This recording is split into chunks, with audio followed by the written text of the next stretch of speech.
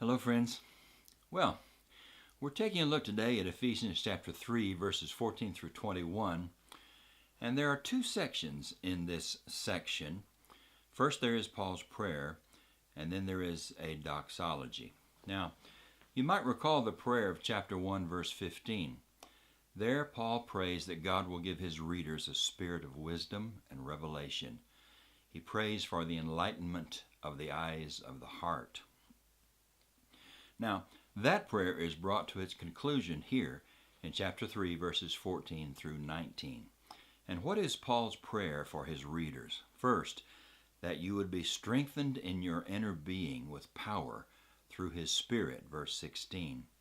Second, that Christ might take up residence in your hearts through faith, verse 17. Third, that you might have power to comprehend the breadth, length, height, and depth. By the way, what is it that Paul wants his readers to comprehend in that verse?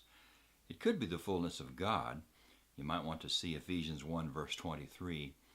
Or it could be the love of Christ, which he mentions in the following verse, verse 19. And then Paul says, I'm praying that you might know the love of Christ, which paradoxically surpasses knowing, verse 19. And finally, he prays that you might be filled up to the measure of God's fullness, verse 19. In general, we might say that Paul prays for God to give his readers wisdom, knowledge, and understanding. But even this general statement doesn't do justice to all that Paul requests, does it? Do you and I typically pray like this? I confess that I don't. Paul's prayer has to do with the inner being. Rather than praying for physical needs and desires, Paul wants us to pray for our interior lives, that we might come to know and experience God's power in our inner being, that Christ might truly permeate our whole being, that upon contemplation and reflection we might come to comprehend God and the love that Christ has for us. What a prayer that is. It's just an amazing prayer. And I really do feel that so often we tend to pray for less important things, more insignificant things, perhaps even frivolous things. And I hate to even say that because God is willing to listen to any request that we have.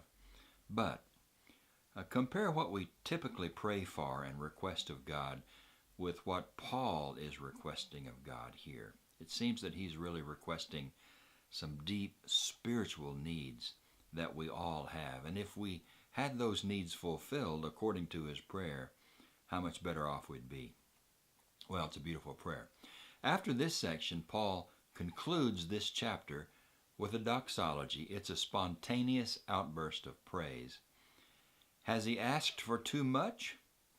That his readers should know Christ's knowledge surpassing love? That they should be filled up to the measure of God's own fullness? Has he asked for too much? No, indeed. However far the desire or thought of human beings can reach, God is able to do infinitely more. And here, I wonder what would happen in our lives and in our families, in our churches and in our communities, if we truly believed that God was able to accomplish more than we can ask or imagine. Hey, for many of us, most of us, dare I say all of us, our God is too small. Too small.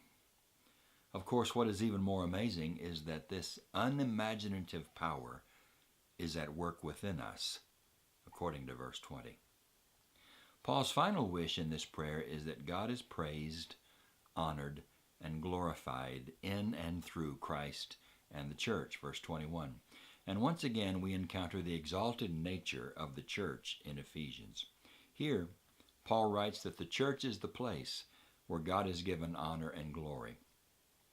That surely means that the church is not an optional part of Christianity, wouldn't you say? So many people become so disillusioned in their search for a suitable church that, unable to find one, they retreat to an individual and private faith, one that does not involve a church family. That, undoubtedly, is a mistake. Not only do we need each other, But we dare not frustrate God's plan, for according to Ephesians, it is through the church and in the church that God demonstrates His glory. Well, of course, according to Ephesians, the church is the place where God demonstrates His transforming and uniting power. Tomorrow, we begin the second major section in Ephesians. Paul will make a transition from the doctrinal realm to the practical realm. This transition is marked by the word therefore in chapter 4, verse 1, and based upon the theology in the first 3 chapters about Christ and the church. How should we live? That is the subject matter of chapters 4 through 6. What a great study. What a great God.